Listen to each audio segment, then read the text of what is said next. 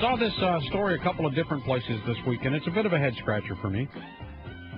The headline on one Toronto paper says, Tories spend 5 times more on stimulus ads than on flu awareness.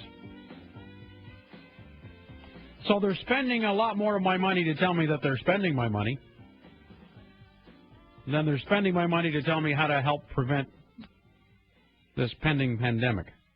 Some say that we shouldn't be using tax dollars at all for what is considered a partisan agenda. Now, they can argue 6 ways to Sunday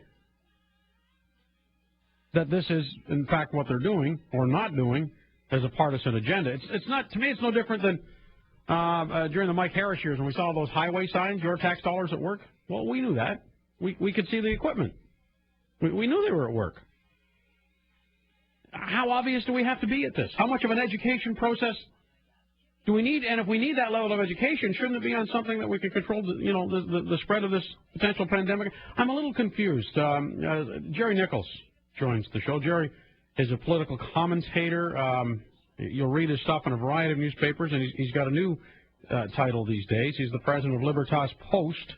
LibertasPost.com is the website. That's linked from our show page. He joins the show again. How are you? I'm excellent, Gary. How are you doing? I'm doing well, but explain this to me. Is this not partisan spending? Well, yeah, I think you said it very well, Gary. They're spending money to tell us they're spending our money. And if you look at these ads, and I've seen them on television, I'm sure everyone has seen them on television, where they have these people extolling the economic action plan, praising the fact that it's creating jobs and putting us on the right track and all this kind of stuff. When I first saw that ad, I actually thought it was a Tory partisan ad. I was waiting for the Conservative Party logo to come up at the end of it. Instead, it was the Government of Canada website. And if you go to that website, what do you see there? Well, all kinds of pictures of Stephen Harper talking about the Harper government, people extolling the economic action plan again. So it's clearly, this is partisan rhetoric, it's government propaganda. And that's not only a waste of tax dollars, Gary, but it's also undemocratic, because essentially what you're doing is you're forcing people through their taxes to support a political agenda, and that's wrong. If you want to know if it's a Conservative Party ad, I think you have to look for Michael Ignatieff in them. That's right. And I don't want to put all the blame on the Tories for this. The Liberals did the same thing when they were in power. It's just, they had this opportunity to do, quote-unquote informational advertising, but they can't resist sticking a partisan message on there. They can't resist using tax dollars to sort of toot their own horn. And as I said, that's just wrong, and it's something that should be stopped. Well, okay, so if it's stopped, then again, who draws up those lines? Because even if we have lines, Gerry, somebody smarter than I knows how to cross it without getting caught.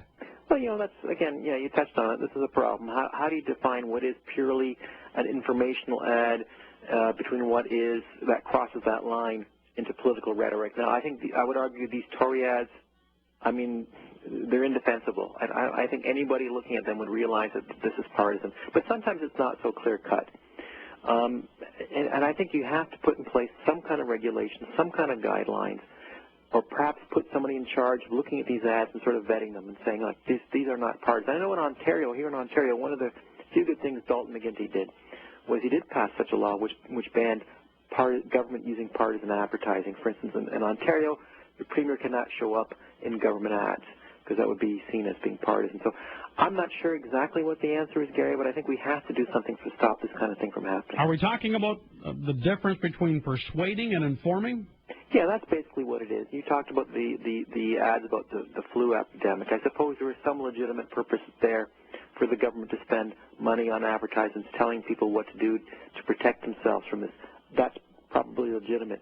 But if they were to run, ads saying Stephen Harper thinks the swine flu is bad, and our government's doing all these wonderful things, then I think that crosses the line. Then you're talking about using tax dollars to promote a political agenda or a political personality. And again, this is not what we should be doing. This is not what the government should be doing. They should be using our money not to promote themselves, but to do what's right for the country. Well, I guess when I see the numbers, I get a little nervous because we're all, people are without work. We're coming out of the recession. I know we're doing better than some countries. But then I see the numbers like the federal government has spent $34 million of our money on these particular sets of ads. And I think, that $34 million could go a long way in another area where it's needed, and that would show me that my tax dollars are working. Yeah, absolutely. And I think the other thing that bothers me about it is sort of the hypocrisy of it. I mean, I spent a lot of my life fighting against what I call election gag laws, which are laws which basically put extreme limitations on how much citizens or groups can spend on political advertising. I know we've talked about it on your show in the past. And the reason the government justifies these laws is they don't want money to buy votes, right? Yeah. And here they are spending tax dollars, basically, to buy votes. So the hypocrisy is really mind-boggling. And, yeah, it is also, as you said, it is a waste of money. That money could be used, I think, for much more productive purposes than just sort of, waving the Tory flag across the country at the taxpayers' expense. So this is the question I have for my audience. I think you've done a pretty good job narrowing it down for me, but is it wrong for the government to advertise to tell us what they're doing? Is that wrong? I think, depending on how they phrase it, depending on how they market it, it can be wrong, and I think what's going on right now is wrong.